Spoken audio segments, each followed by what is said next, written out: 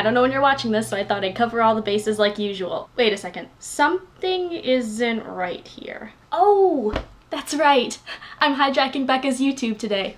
Duh. So before I continue on with today's Top 5 Wednesday, I think that maybe I should introduce myself. Hi, good to meet you. I'm Caitlin. I've been in some of Becca's videos before, and Becca has been in a lot of mine. Becca is a really good friend of mine. What better way to express friendship than to hijack someone's YouTube channel for a day? So today's Top 5 Wednesday is going to be top 5 books you were required to read in school. These are books you probably already know anyway, so I mean, we're just gonna do our best. Number 5 for me is The Great Gatsby. I honestly don't remember a lot that happened in this book, but I do remember enjoying it when I read it. I think I read it in 10th grade. Number 4 is Edgar Allan Poe's collection of poems and short stories. We had to read a lot of Edgar Allan Poe in my 10th grade class. We did really cool group projects about it, and so I do remember enjoying doing that project along with reading Edgar Allan Poe's work. I really, really like Edgar Allan Poe. It's all thanks to me reading a whole bunch of it in 10th grade. Number 3 is the Odyssey / Ulysses from Homer. I was trying to remember because I don't think that I actually read, the epic poem of the Odyssey in 7th grade.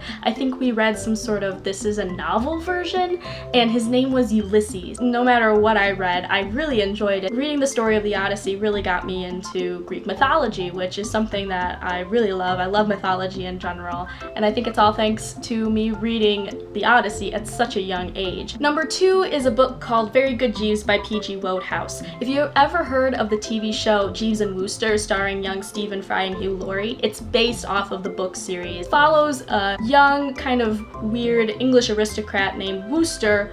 I don't even know if I could call him an aristocrat. It's been a long time since I've read the book. His butler, Jeeves, kind of gets him out of trouble all of the time. Jeeves comes up with these really brilliant, elaborate ideas that gets Wooster out of trouble because Wooster gets into trouble a lot. And I enjoyed the TV show so much, so when I saw that this book was an option for me to do this project on in my 9th grade English class, I picked it. And it was a really good book. I really enjoyed it. But I think the reason why I enjoyed the book so much after the fact was the project that I did along with the book. I made a video where I played the 2 main characters being interviewed by a woman who also was played by me. So if you can imagine me playing 2 gentlemen with drawn-on mustaches, dressed up in men's clothing, and then a really perky interview woman, that's what the video is. And I wrote to my sister and my friend to help me along with playing some of the other characters as well. My teacher was so proud of that project that for the next few years, she showed it as an example to the class. It's still on YouTube actually, so if you can find it, kudos to you.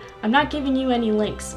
Don't ask. It's so embarrassing, but it's so good at the same time. Number 1 on my list is East of Eden by John Steinbeck. East of Eden appeared on a list of you can choose one of these to write a paper on kind of lists in my 10th grade English class. I was very, very intimidated by how big this book was, and I didn't think I was going to finish it, but I did. Could not put this book down. The characters are so interesting, and the paper that I wrote compared the characters to biblical references, and so I had to look into that as well. It was a very interesting read with very interesting comparisons to the Bible and the characters that appeared there. So it's one of my favorite books, and it's probably time for me to reread it. It's been a really long time. So those were my really sad top 5 books I was required to read in school.